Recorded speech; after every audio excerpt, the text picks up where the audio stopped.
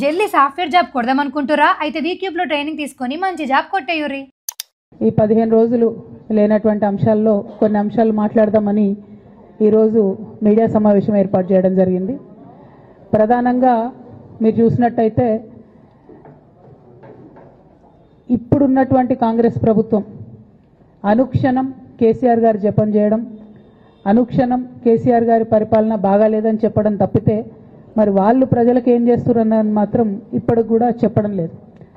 అన్ని రకాలుగా ప్రజల్ని ఫెయిల్ చేసి నిన్న మొన్న వరదలు వస్తే కూడా కనీసం ప్రభుత్వం ఆదుకోలేనటువంటి దయనీయమైనటువంటి పరిస్థితిలో ఉన్నది.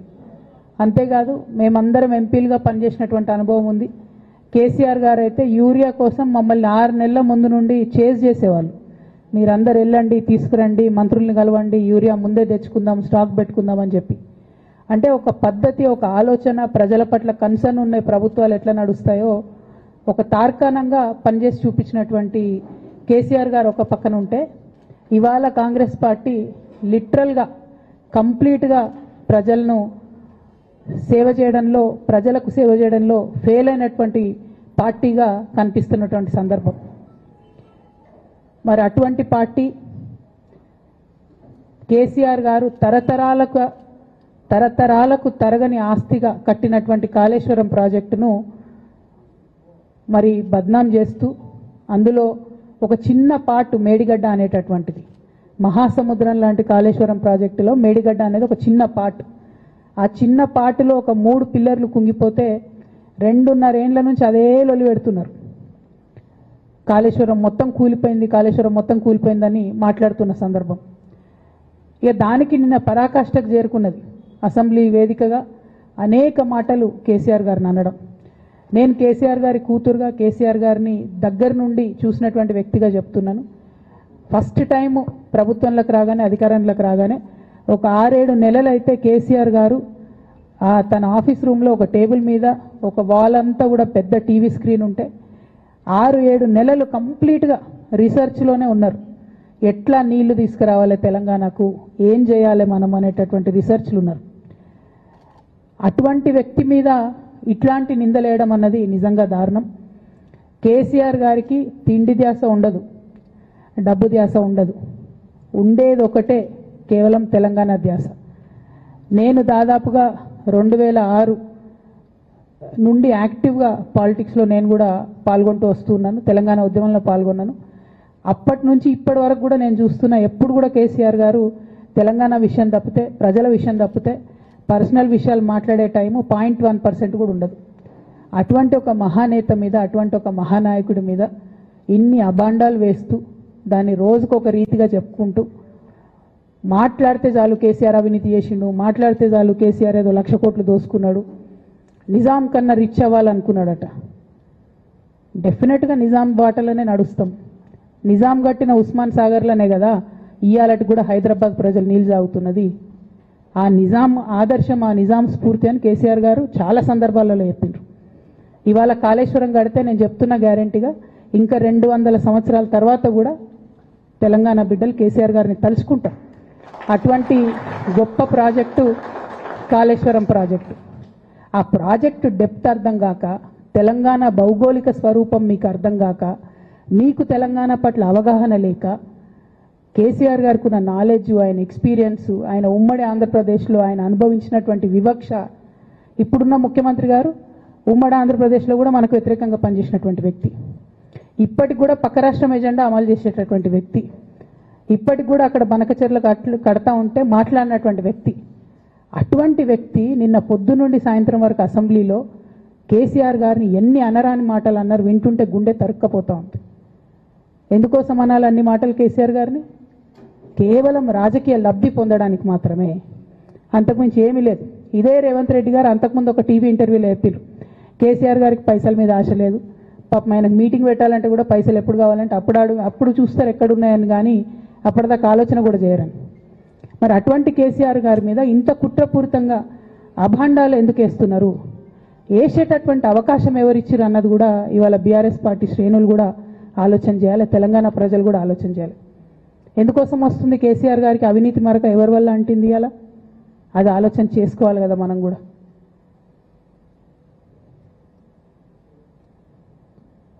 కొంతమంది కేసీఆర్ గారి పక్కన ఉన్నటువంటి వాళ్ళు కేసీఆర్ గారి పేరు చెప్పుకొని అనేక రకాలుగా లబ్ధి పొంది వారు చేసినటువంటి అనేక చెత్త పనుల వల్ల ఇవాళ కేసీఆర్ గారి పేరు బద్నామయ్యే పరిస్థితి వచ్చింది. అయినా మళ్ళీ వాళ్ళనే మోస్తాం, అయినా మళ్ళీ వాళ్ళనే ముందుకు తీసుకెళ్తామని అనుకుంటే పార్టీ ఎట్లా ముందటికి పోతుంది? ఒక బిడ్డగా నిజంగా నేను బాధపడతా ఉన్నాను. ఇవాళ 5 సంవత్సరాలు ఇరిగేషన్ మంత్రిగా చేసినటువంటి హరీష్ రావు గారిది మేజర్ పాత్ర లేదా దీంట్లో? అందుకే కదా కేసీఆర్ గారు వారిని సెకండ్ టర్మ్లో తప్పించిండ్రు. ఈ మొత్తం కాళేశ్వరం ఎపిసోడ్లో కేసీఆర్ గారికి మరక అంటిందంటే 2-3 వ్యక్తులు కారణం. మాజీ రాజ్యసభ సభ్యుడు ఒకలైతే, హరీష్ రావు గారు ఒకలైతే, మేఘా కృష్ణారెడ్డి గారు ఇంకోడు, మేఘానో బోగానో ఏదో. ఈ పెద్ద పెద్ద కాంట్రాక్టర్లు అందరితో కుమ్మక్కై కేసీఆర్ గారు ప్రజల కోసం ఆలోచన చేస్తే, నీళ్ల కోసం ఆలోచన చేస్తే, వీళ్ళు సొంత వనరుల కోసం, డెవలప్మెంట్ కోసం, ఆస్తులు పెంచుకోవడం కోసం ఆలోచన చేసి ఇవాళ మీ వల్ల రేవంత్ రెడ్డి లాంటి వ్యక్తి, తెలంగాణ ఉద్యమానికి సంబంధం లేని వ్యక్తి, కేసీఆర్ గారి కాలి గోటికి సరిపోని వ్యక్తి, ఆయన నిలబడి కేసీఆర్ గారిని చెయ్యెత్తి చూపించి కేసీఆర్ గారి మీద సిబిఐ ఇవాళ నేను వేస్తా అని చెప్తున్నాడంటే కారణం ఎవరు దీనికి? నేను భరించిన, ఇదే హరీష్ రావు గారు, ఇదే సంతోష్ రావు గారు అనేక కుట్రలు చేసినా కూడా భరించిన. నా మీద ఓపెన్గా మీడియా మిత్రులందరితో రకరకాల మాటలు చెప్తే కూడా నేను భరించిన. నా పర్సనల్ అటాక్కి నేను ఎప్పుడు కూడా వాళ్ళను ఇంతవరకు పేరు పెట్టి పిలవలేదు, మాట్లాడలేదు. ఫస్ట్ టైం చెప్తున్నా నేను. ఎందుకోసం చెప్తున్నా? కేసీఆర్ గారికి ఈ వయసులో సిబిఐ ఎంక్వైరీ ఏందండి? ఎందుకోసం ఆ కర్మ పట్టింది? ఎందుకు భరించాలి? ఇటువంటి వాళ్ళని చూస్తూ ఎందుకోసం ప్రొటెక్ట్ చేసుకోవాలి? బీఆర్ఎస్ పార్టీ తమ్ముల కోపం రావచ్చు, కానీ వాస్తవాలు చేదుగున్నా అప్పుడప్పుడు మాట్లాడుకుంటేనే, మందు తీసుకుంటేనే ఆరోగ్యం మంచిగా అవుతుంది. ఇట్లా చెప్పుకుంటూ పోతే చాలా చాలా అంశాలు ఉన్నాయి. వాటన్నిటి జోలికి నేను పోదలుచుకోలేదు. కానీ కేసీఆర్ గారు హిమాలయ పర్వతం అంత ఎత్తు లాంటి పర్సనాలిటీ ఆయనది. ఆయనను చేయబెట్టి చూపించి అవినీతి అని అంటే నిజంగా చాలా బాధ అవుతా ఉన్నది. ఎందుకంటే నా పెళ్ళప్పుడు నా పెళ్లి చేయడానికి కూడా ఇబ్బంది పడ్డటువంటి వ్యక్తి ఆయన. రాజకీయాలలో 40-50 ఏళ్ళు ఉంటే కూడా ఆస్తులు సంపాదించుకోలే కేసీఆర్ గారు. అనేక మంది వాళ్ళు మాట్లాడుతుంటారు, చాలా మాటలు మాట్లాడుతుంటారు, కానీ నాకు తెలుసు, నేను దగ్గరుండి ఆర్థిక పరిస్థితి చూసిన కాబట్టి ఎన్నడూ ఆయనకు ఆశ లేదు. అటువంటి మనిషిని పట్టుకొని సిబిఐ ఎంక్వైరీ ఇస్తాం, ఇదేస్తాం, అదేస్తాం. ఎవరు కారణం దీనికి అంతటికి? ఈ చేతగాని కాంగ్రెస్ ప్రభుత్వం మీ ఏసీబీ వాళ్ళు పోయి కాళేశ్వరంలో పనిచేసిన 3 ఇంజనీర్లను పట్టుకుంటే ఒక్కొక్క ఇంజనీర్ దగ్గర 100 కోట్ల ఆస్తులు వెళ్తే మీకు ఎందుకు ఎంక్వైరీ చేసే దమ్ము లేదు? వాళ్ళు వెనకాల ఎవరు ఉన్నారో ఎందుకు ఎంక్వైరీ చేస్తలేరు? ఖచ్చితంగా నేను ఇవాళ చెప్తా ఉన్నా, హరీష్ రావు గారు వెనుక, సంతోష్ రావు గారు వెనుక రేవంత్ రెడ్డి గారు ఉన్నారు. వాళ్ళని ఖచ్చితంగా కాపాడతారు అన్ని విషయాలను. వాళ్ళని ఏమనరు, వాళ్ళ గురించి ఏం మాట్లాడరు. బాణం ఎంతసేపు కేసీఆర్ గారి మీద ఉంటుంది. కేసీఆర్ గారిని మాట్లాడాలి, కేసీఆర్ గారిని బదనాం చేయాలి. కానీ దగ్గరుండి ఈ అవినీతి అనకొండలు బీఆర్ఎస్ పార్టీని ఏదైతే డిస్టర్బ్ చేసిండ్రో వాళ్ళని మాత్రం ఏమనరు. ఈ ఇంటర్నల్ అండర్స్టాండింగ్ అనేది ఎక్స్పోజ్ కావాలి. రేపటి నుంచి నేను ఛాలెంజ్ చేసి చెప్తున్నా కదా, రేపటి నుంచి ఏం మాట్లాడతారు తెలుసా? ఈ మొత్తం బ్యాచ్లన్నిటికీ సోషల్ మీడియా బ్యాచ్లు ఉన్నాయి.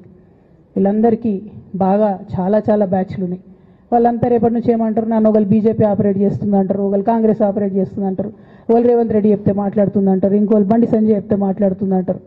ఖబర్దార్ బిడ్డ, నేను ఎవరు చెప్తే ఆడేటటువంటి తోలుబొమ్మని కాదు. నాది నాది నాది నాది కేసీఆర్ బ్లడ్, నాది తెలంగాణ బ్లడ్. ఇండిపెండెంట్గా నేను అనుకున్న విషయాన్ని చెప్తున్నాను. దానికి పొలిటికల్గా ఇబ్బంది అయినా, కష్టమైనా, నష్టమైనా నేనే భరిస్తా. కానీ దేవుళ్ళ లాంటి మా నాన్నను ఇవాళ సిబిఐ ఎంక్వైరీ చేసిండ్రంటే కడుపు రగులుకపోతా ఉంది ఒక బిడ్డగా. అందుకే చెప్తున్నా, ఇన్ని రోజులు చెప్పలే.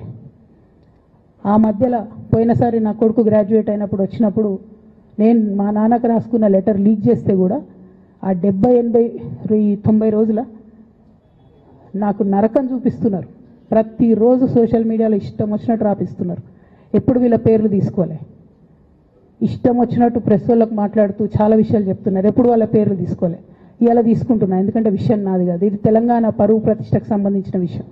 ఇలా దేశంలో ఏ మూలకు పోయినా ఎక్కడికి పోయినా కేసీఆర్ అంటే ఒక మహానాయకుడు, త్యాగం చేసిన నాయకుడు అని చెప్పి మాట్లాడతారు.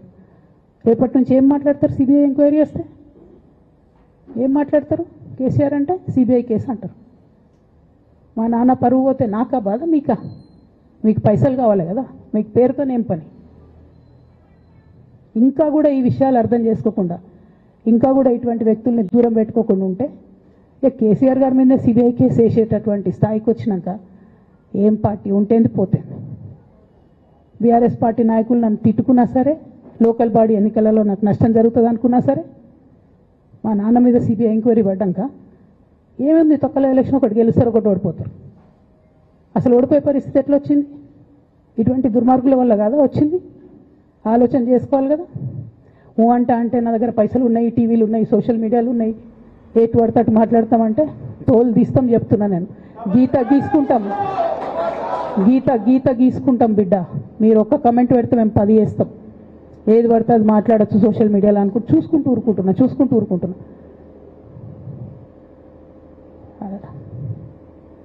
పెద్ద సార్ దగ్గరకు వచ్చినాక ఇక కాంప్రమైజ్ అయ్యేది ఏం లేదు. ఘోష్ కమిషన్ వేసిన రోజే నేను చెప్పిన, ఎందుకు రియాక్ట్ కాలేదు పార్టీ అని అడిగిన ఆ రోజునే. నిన్న సిబిఐ ఎంక్వైరీ వేస్తున్నా అని రేవంత్ రెడ్డి గారు అసెంబ్లీలో చెప్తే తెలంగాణ బంద్ ఖాళీ వద్దా, బగ్గు మనొద్దా తెలంగాణ? ఎట్లా మాట్లాడతారు? నిజంగానే మనిషి అవినీతి అయితే, నిజంగానే మనిషి డబ్బులు తినోడైతే వేరు మాట. ఆయనకు తిండి మీద కూడా ధ్యాస ఉండదా బాబు? తెలంగాణ అదే పిచ్చి. అట్లాంటి మనిషిని పట్టుకొని ఇవాళ ఏది పడితే అది మాట్లాడితే కూడా రియాక్ట్ కాకపోవడం చాలా దారుణం, చాలా దారుణం. నేను దీన్ని తీవ్రంగా ఖండిస్తున్నా. At the same time Congress government PC Ghosh commission వేసిండ్రు. రెండేళ్ల నుంచి టైంపాస్ చేస్తారు. ఆ కమిషన్ రిపోర్ట్ వచ్చింది. ఆ రిపోర్ట్ నిన్న అసెంబ్లీలో పెట్టిండ్రు. ఇంకా దానికి ఏమిట్లకేం లేదు, దాంట్లోకి ఏం చర్యలు తీసుకుంటారో చెప్పారు, ఏం చేస్తారో చెప్పారు, తక్కువని సిబిఐకి ఇచ్చేస్తారు. అంటే ఇది ప్రీ ప్లాన్డ్, ప్రీ మెడిటేటెడ్, ఖచ్చితంగా కేసీఆర్ గారి ప్రతిష్ట దెబ్బతీయాలనేటటువంటి ప్రీ మెడిటేటెడ్ అటాక్ తప్పితే ఇంకోటి కాదు. ఇన్ని ఏజెన్సీస్ ఉన్నాయి రాష్ట్ర ప్రభుత్వంలో. మీ ఏసీబీకే దొరికింది కదా ఇదే కాళేశ్వరంలో అవినీతి తిమంగళాలు. ఏమైంది? ఆ రిపోర్ట్ ఏమైంది? వాళ్ళ మీద చర్యలు ఏమైనాయి? దాని కంక్లూజన్ ఏంది? ఒక్క చిన్న ఎంక్వైరీ కూడా ఇప్పటివరకు కంక్లూడ్ చేయలేదు కాంగ్రెస్ గవర్నమెంట్. ప్రచారం ఎక్కువ, పని తక్కువ. ఎప్పుడైనా మీ తప్పిదాలు బయటపడుతున్నాయి అనుకుంటే, ఎప్పుడన్నా ప్రజలు తిరగబడతారు అనుకుంటే వెంటనే ఒక రిపోర్ట్ వేయాలి, వెంటనే కేసీఆర్ మీద ఒక ఆరోపణ చేయాలి. ఇప్పటికి కూడా రేవంత్ రెడ్డి గారికి కేసీఆర్ గారి పేరు చెప్పుకోకపోతే ఆయన ఫోటో కూడా పేపర్లో వేరేమో అని భయం పాపం.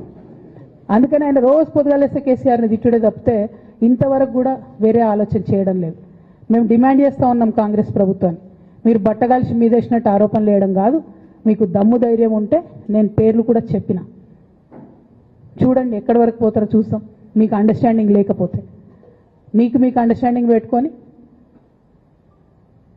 కేసీఆర్ గారిని టార్గెట్ చేయడం ఇది పొలిటికల్గా కరెక్ట్ కాదు. మన రాష్ట్రంలో ఇటువంటి వాతావరణం ఇదివరకు లేకుండే, రేపు పొద్దున కూడా ఉండొద్దని చెప్పి నేను కోరుతాను. కాంగ్రెస్ ప్రభుత్వం కేవలం కాళేశ్వరం విషయమే కాదు, బీసీల విషయంలో ఎంతగా మోసం చేస్తున్నారు. ఫస్ట్ ఏమో బిల్లు పెడతారు, మేమందరం లొల్లి పెడితే టైంపాస్ చేసి 1.5 year తర్వాత బిల్లు పెట్టిరు. బిల్లు పెడితే కనీసం గవర్నర్ దగ్గర పోరు, కనీసం రాష్ట్రపతి దగ్గర పోరు, ప్రధానమంత్రి దగ్గర పోరు. గవర్నర్ పెండింగ్ పెట్టుకుంటే ఎందుకు సుప్రీంకోర్టు కోతలేరు? ఇంకా కూడా మళ్ళీ ఛాలెంజ్ చేసి అడుగుతా ఉన్నాను నేను, ఎందుకు సుప్రీంకోర్టు కోతలేరు? మీరు September 30 లోపల ఎన్నికలు చేస్తామని చెప్పిండ్రు. September 30 లోపలన్నా సుప్రీంకోర్టుకు పోండి. డీమ్ టు బి అప్రూవ్డ్ అనుకుంటే ఇదే ఎలక్షన్లో బెనిఫిట్ అవుతుంది కదా బీసీలకు. ఆ తర్వాత ఇంకొక ఆర్డినెన్స్ తెచ్చిరు, అది పెండింగ్ ఉంది గవర్నర్ దగ్గర. కనీసం దాని మీద సుప్రీంకోర్టు కోండి, దాని మీద కూడా పోతలేరు. మళ్ళీ నిన్న కొత్త కథ, 50% స్లాబ్ ఎత్తేస్తామట. కామెడీ రోజుకి. ఏంది ఇది? ఎందుకోసం అంటే ఇదంతా బీహార్లో ఎన్నికలు అవుతున్నాయి. వాళ్ళ రాహుల్ గాంధీ గారి పిఆర్ యాక్టివిటీకి రోజు ముచ్చడి చెప్పాలి ఆయన. ఇక్కడ వీళ్ళు నిన్న 50% క్యాప్ ఎత్తేస్తున్నామని కొత్త కథ చెప్పిండ్రు. మీరు చూడుని రేపెల్లు నుంచి రాహుల్ గాంధీ బీహార్లో ఏం మాట్లాడతాడు, హమ్నే 50% సీట్ తోడది అంటాడు ఆయన బీహార్ ఎన్నికలలో. ఆయన అక్కడ చెప్పుకోవాలి కాబట్టి పిఆర్ యాక్టివిటీ కోసం వీళ్ళు ఇక్కడ చేస్తున్నారు తప్పితే బీహార్ ఎన్నికల కోసం తెలంగాణ బీసీ బిడ్డలను బలిపెడుతున్నారు రేవంత్ రెడ్డి గారు తప్పితే నిజంగా చిత్తశుద్ధితోని బీసీలకు ఏదైనా బెనిఫిట్ చేద్దామనే ఉద్దేశమే మీకు లేదు. అటువంటి ఉద్దేశం మీకు ఉంటే మీ వైఖరి ఇట్లా ఉండదు. కేవలం కాంగ్రెస్ పార్టీ బీసీలను నయవంచన చేస్తున్నది. మీరు ఇట్లనే చేస్తుంటే బీహార్ ఎన్నికలు వస్తే మేము తెలంగాణ జాగృతి మొత్తం పోయి బీహార్లో మీకు వ్యతిరేకంగా ప్రచారం చేస్తాం. తెలంగాణ బీసీలను మీరు మోసం చేసిరని చెప్పి అక్కడికి పోయి కూడా మీకు ప్రచారం చేస్తాం. మీ యొక్క బండారం కూడా బయట పెడతామని ఈ సందర్భంగా నేను తెలియజేస్తా ఉన్నా. బీసీల విషయమైనా కాళేశ్వరం విషయమైనా చిత్తశుద్ధి లేనటువంటి కాంగ్రెస్ పార్టీని ఖచ్చితంగా మీ వైఖరిని ఎండగడతామని చెప్పి తెలియజేస్తూ, సిబిఐ ఎంక్వైరీ చేసుకున్నా మీరు ఏ ఎంక్వైరీ చేసుకున్నా కేసీఆర్ గారు మాత్రం కడిగిన ముత్యంలాగా బయటకు వస్తారని మళ్ళొకసారి తెలియజేసుకుంటూ మీ అందరి దగ్గర కూడా నేను సెలవు తీసుకుంటా ఉన్నాను. Thank you. జై తెలంగాణ, జై జాగృతి, జై కేసీఆర్.